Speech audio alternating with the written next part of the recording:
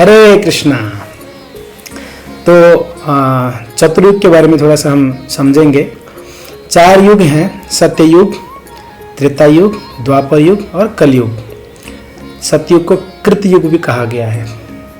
तो ये 4 युग में जैसे सतयुग है, उस समय लोगों का जो आयु था वो था 1 लाख बरस तक, 1 लाख साल।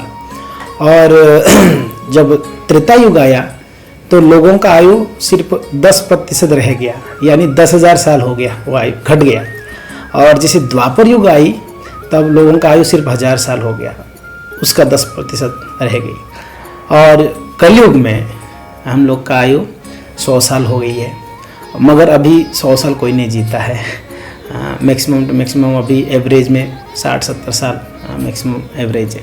पर हाँ, सतयुग में लोग ज़्यादा जीते थे।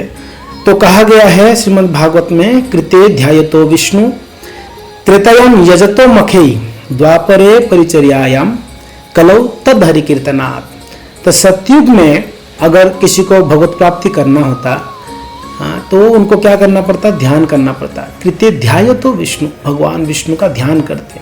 और कितना समय तक ध्यान करते, तो उस समय लोग 60-60, 70-70 हजार साल तक उनको जो है ध्यान करना पड़ता।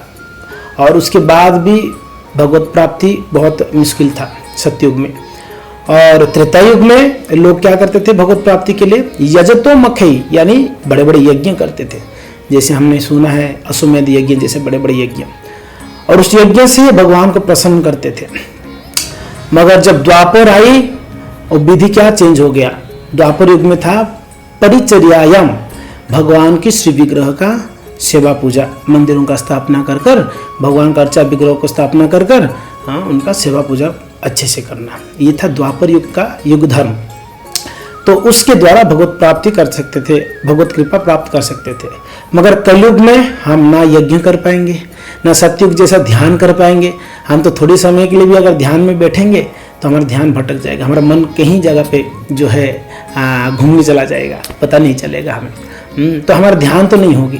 और यज्ञ के बाद छोड़ दीजिए, कलयुग में ना स्थान पवित्र है, ना समय जो है साथ देता है, ना जो यज्ञ करने वाले ब्राह्मण पवित्र होते हैं, ना मंत्र पवित्र होता है, ना कोई सामग्री पवित्र होता है। मंत्र भी पवित्र नहीं, तंत्र भी पवित्र नहीं। मंत्र पवित्र है मगर बोलने वाले पवित्र नहीं, इसलिए मंत्र को सही ढंग से नहीं बोल पाए। तो हम लोग यज्ञ भी सही विधि से हम कर नहीं सकते हैं। और परिचर्यायाम यानी भगवान का पूजा अर्चना, तो हम कितना भगवान का पूजा अर्चना कलयुग में कर पाते हैं। बहुत मुश्किल से हम कुछ समय भगवान के लिए निकाल कर हम पूजा पाठ कर पाते हैं, मगर वो भी शुद्धता से नहीं। तो इसीलिए कलयुग में बहुत सरल विधि बताया गया है। कलयुग में अगर कोई भगवत प्राप्ति करना चाहता है तो कलयुग में उसको हरिनाम संकीर्तन का सहारा लेना पड़ेगा।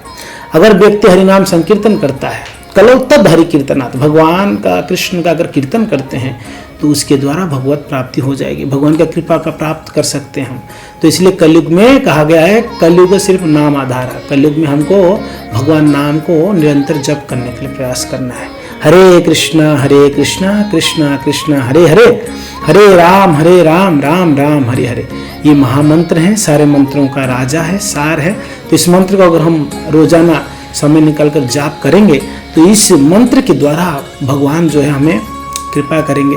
क्योंकि ना मंत्र में और भगवान में कोई अंतर नहीं है, ऐसे कहा गया है। इसे चैतन्य महाप्रभु कहते हैं चैतन्य शिक्षाष्टकम में, नाम नामकारी बहुधा निज सर्वशक्ति तत्रार्पिता नियमिता स्मरणेन कालः एतादृशी तव कृपा भगवन्नमापि दुर्दैव मे दृशमिहा जनिनानुरागौ।